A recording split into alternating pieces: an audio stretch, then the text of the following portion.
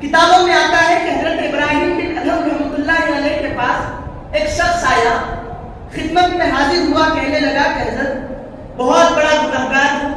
خطا کار ہوں، سیاہ کار ہوں، کثرت سے گناہ مجھ سے ہوتے رہتے ہیں،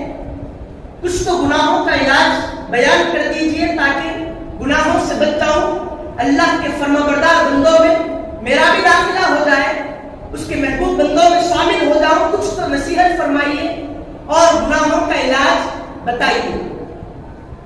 تو حضرت ابراہیم بن ادھم رحمۃ اللہ علیہ نے کہا کہ دیکھو،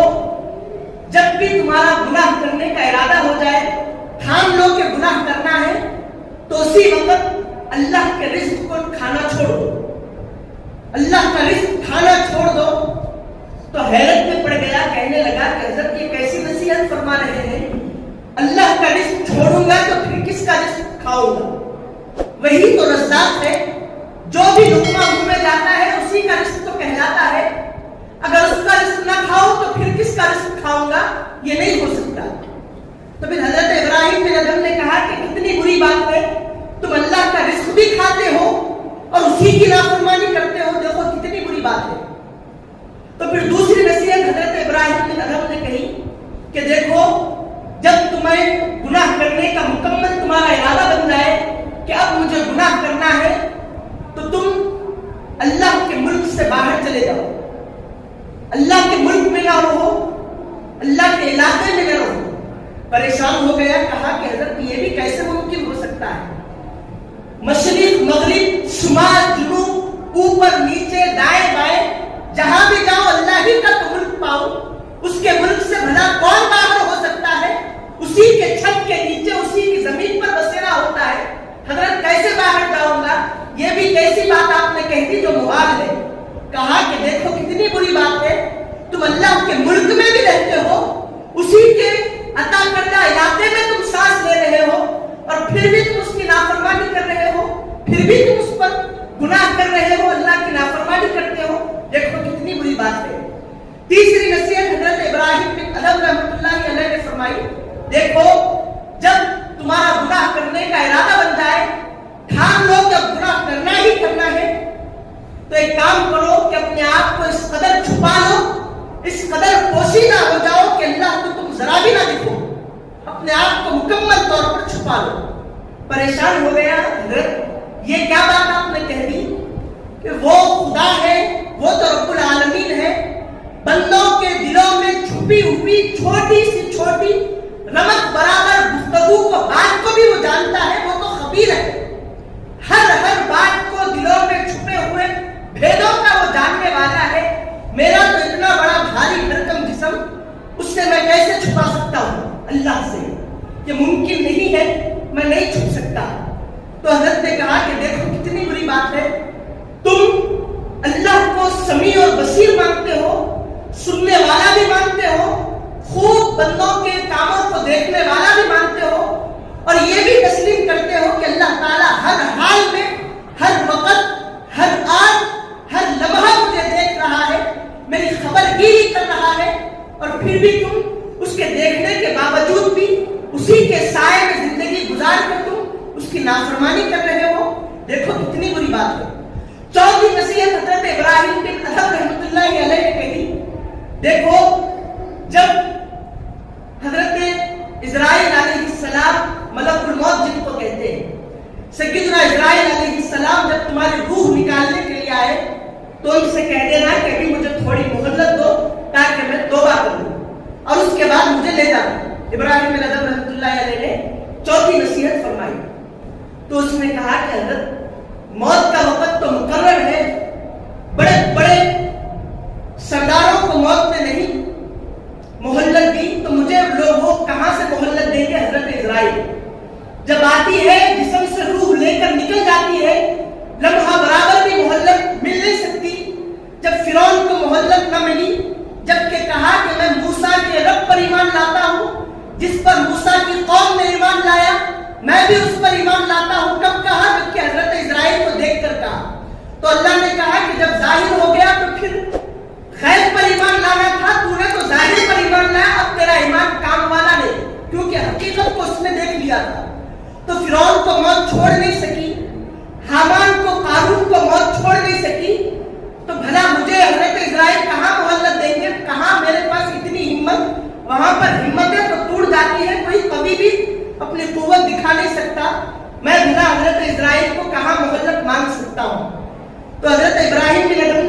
دیکھو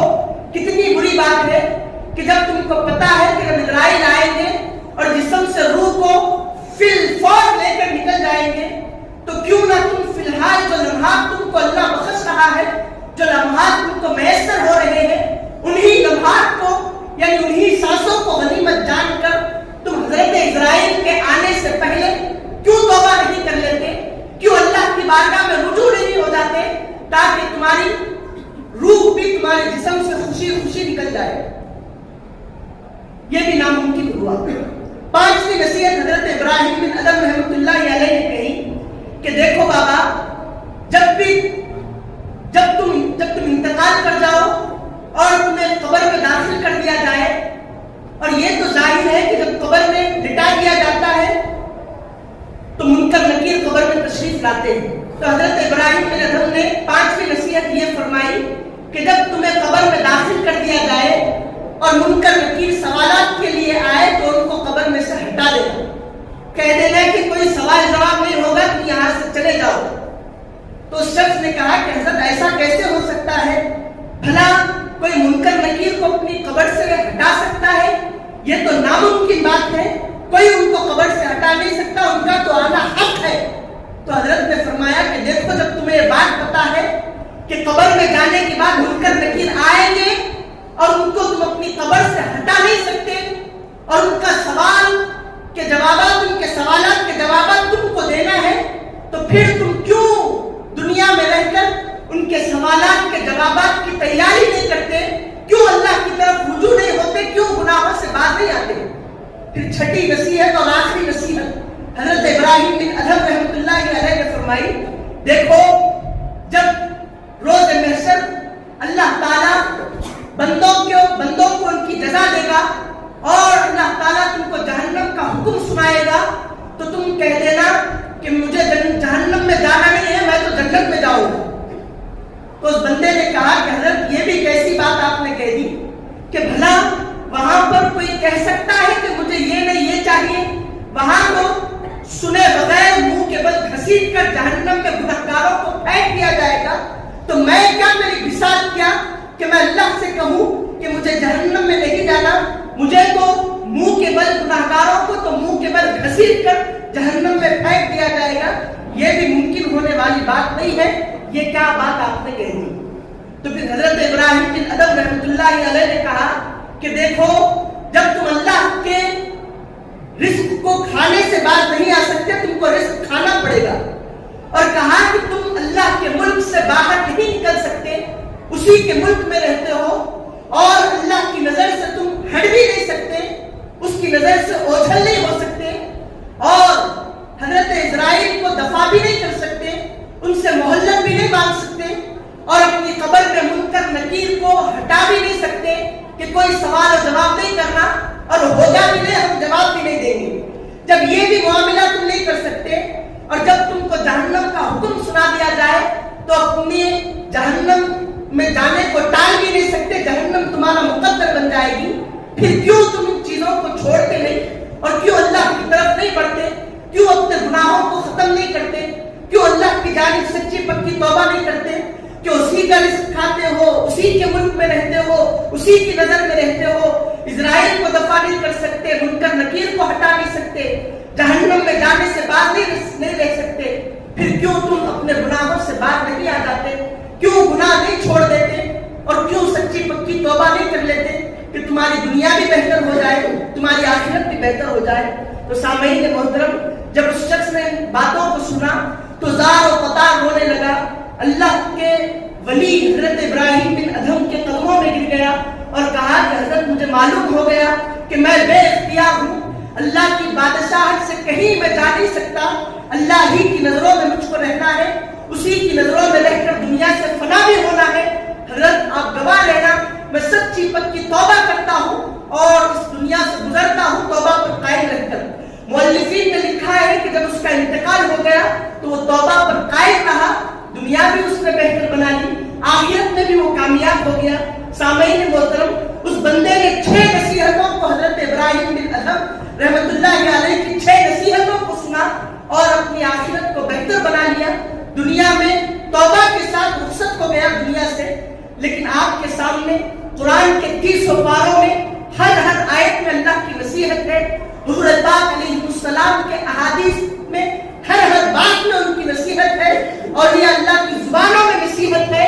ماں باپ کی زبانوں میں نصیحت ہے، ان کی گفتگو میں نصیحت ہے، اور بزرگوں کے تجربوں میں نصیحت ہے، جو تجربوں کی بات وہ آپ کے سامنے کرتے ہیں کہ دنیا فانی ہے، یہاں سے جانا ہے، ہمارے باپ دادا چلے گئے تو تم کیا چیز ہو۔ جب یہ ساری نصیحتیں ہمارے سامنے ہیں اور تمام نصیحتوں کے سردار قرآن مجید ہمارے سامنے ہے، تو وہ بندہ تو 6 نصیحتوں کو سن کر جنت کو حاصل کر لیا، توبہ کو اپنا مقدر بنا لیا اور توبہ پر قائم رہا، استقامت اس نے کی۔ لیکن سامعین محترم، آپ نصیحتوں کو کیوں نہیں مانتے اور اپنی آخرت کو بہتر کیوں نہیں بناتے؟ اللہ سے دعا کرتا ہوں کہ اللہ تعالیٰ ہمیں کہنے اور سننے سے زیادہ نیک عمل کی توفیق عطا فرمائے۔